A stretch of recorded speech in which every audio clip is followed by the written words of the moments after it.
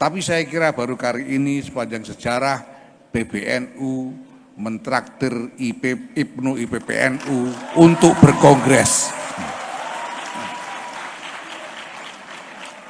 Jadi ini kongres traktiran ini.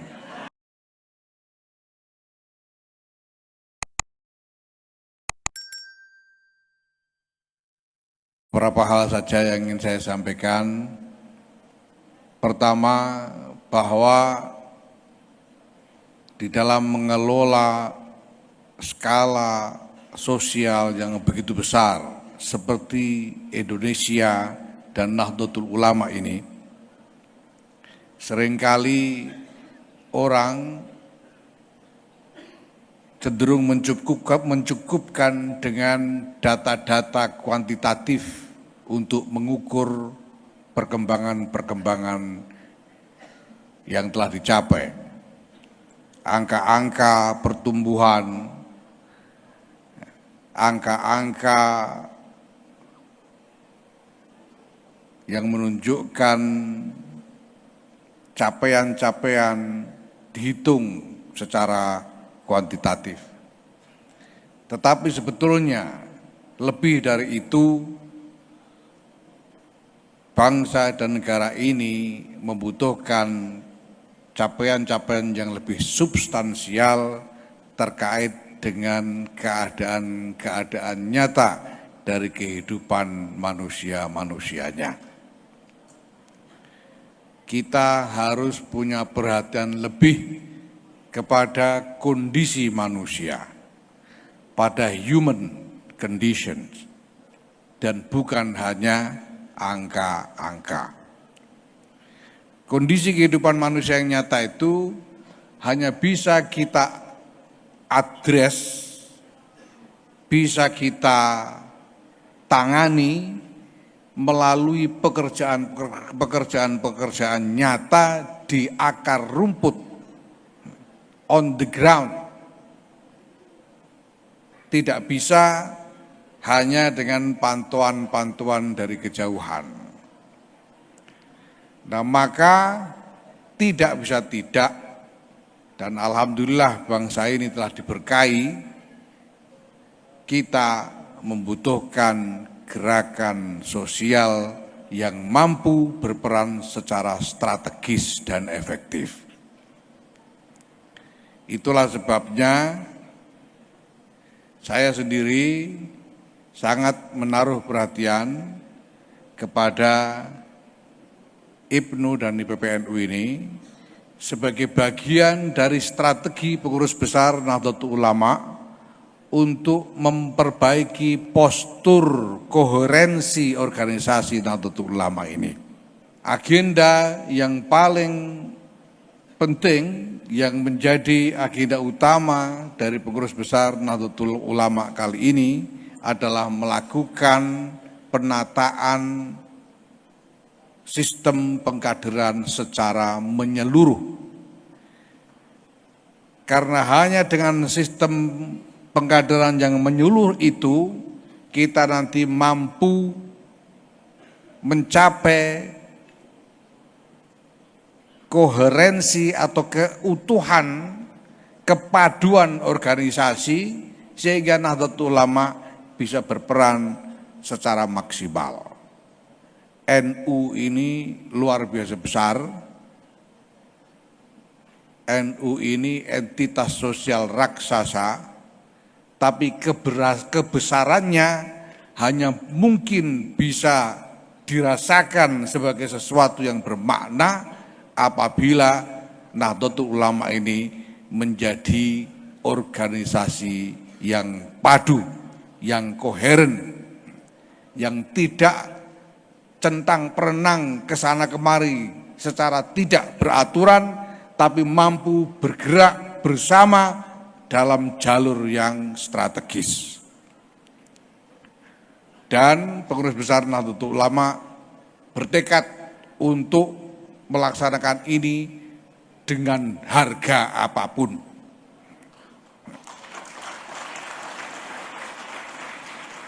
Saya pernah ditraktir oleh tokoh-tokoh IPNU ini Pak Azwar pernah traktir saya makan, Pak Asrun Am Soleh pernah naktir saya ya, ngopi-ngopi.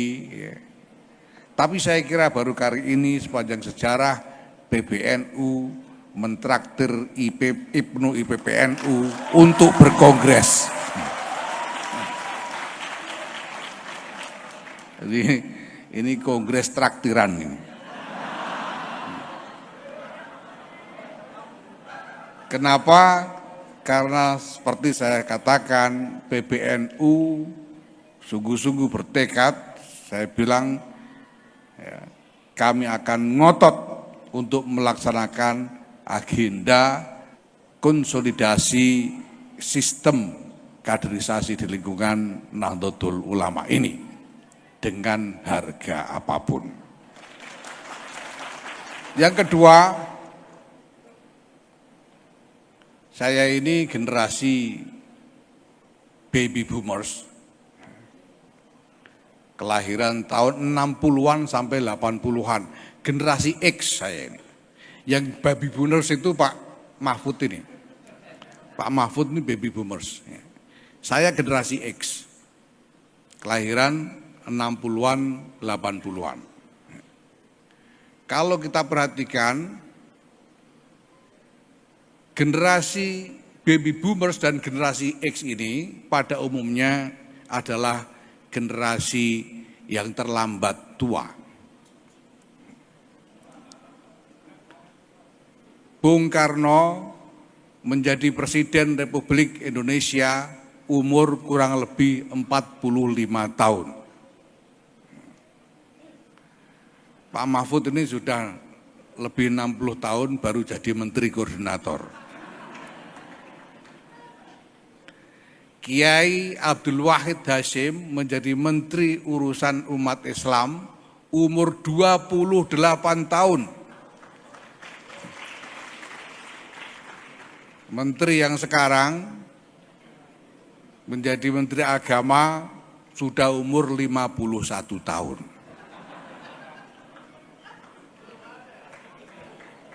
Sekarang 51 tahun. Mungkin lebih. Dulu Kiai Wahid Hasyim menjadi Ketua Umum PBNU umur sekitar 46 tahun. Pak Idham Khalid menjadi Ketua Umum PBNU baru 30-an tahun. Sehingga setelah 28 tahun memimpin, beliau berhenti dalam usia sekitar 60 tahun. Ini sebetulnya tradisi yang luar biasa bagus di NU. Gus Dur sendiri menjadi Ketua Umum PBNU umur 44 tahun. Saya sekarang sudah 56 tahun. Boyok sudah susah untuk diajak kompromi. Saya merasakan bahwa soal vitalitas generasi ini sangat menentukan vitalitas organisasi. Dalam aktivitas pribadi saya sendiri selama ini, yang memang lumayan tinggi tingkat mobilitasnya,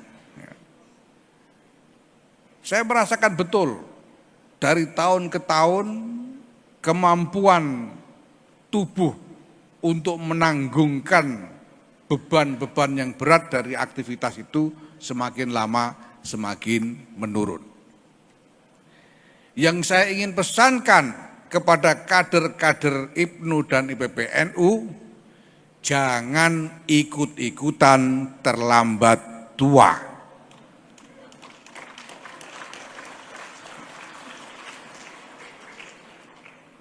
Umur kalian sekarang sudah banyak yang di atas 25 tahun. Jangan kerasan jadi IPNU IPPNU.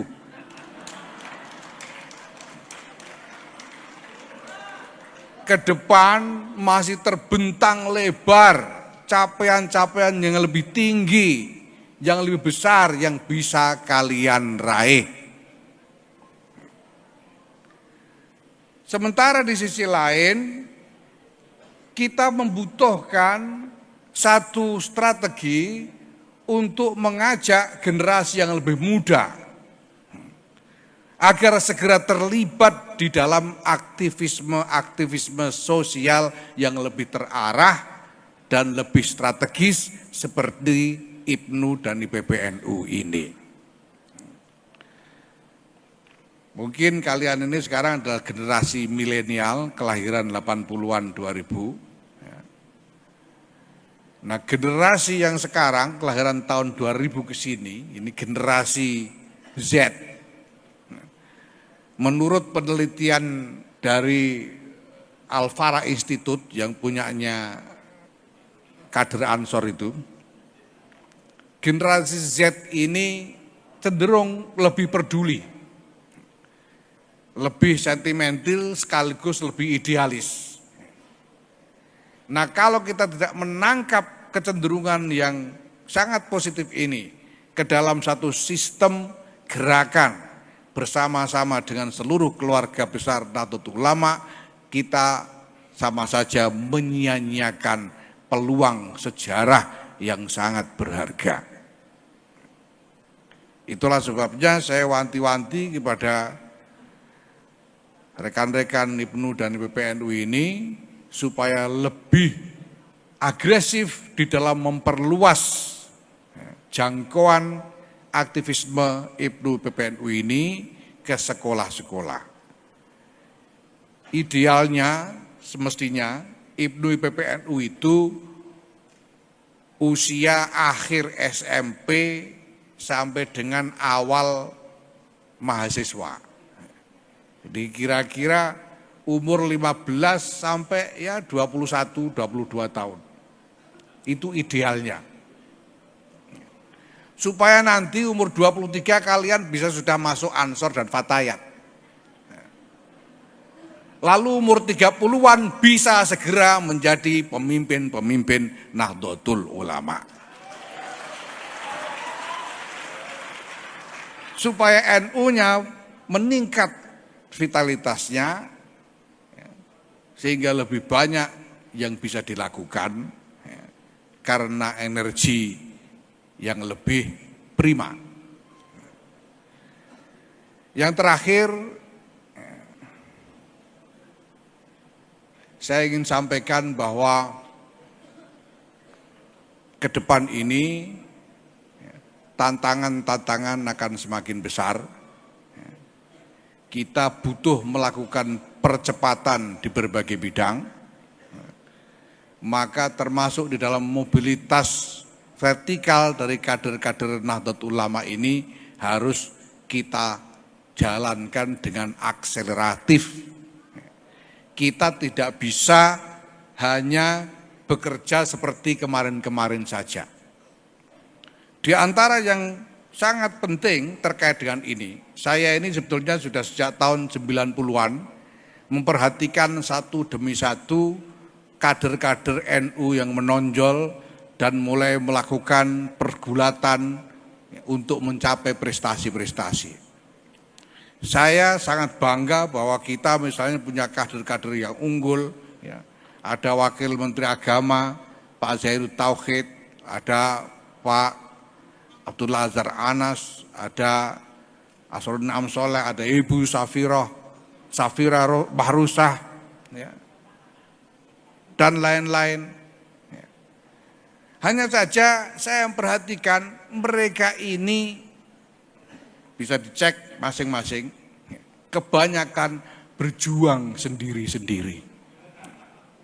Tanyakan Pak Asroruni Amin, Pak Azhar Anas, Bu Rosa, dan lain-lain.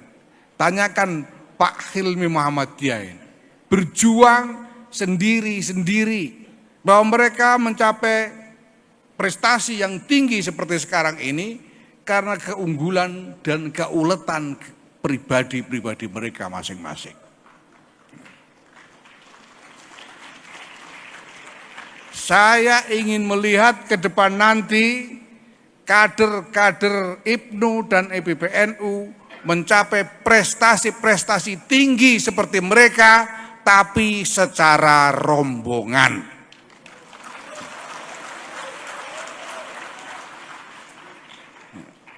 Karena dunia semakin berat. Kalau saya bilang jangan terlambat tua, ini kalau diterus-teruskan seperti ini, Pak Niam dan Pak Azwar, Bu Rosa ini bisa terlalu cepat tua. Karena harus bertarung sendiri-sendiri dari bawah sampai ke atas, sampai ke puncak. Nah, kalian semua harus memulai tradisi untuk berjuang bersama-sama supaya kalian mencapai puncak prestasi secara bersama-sama.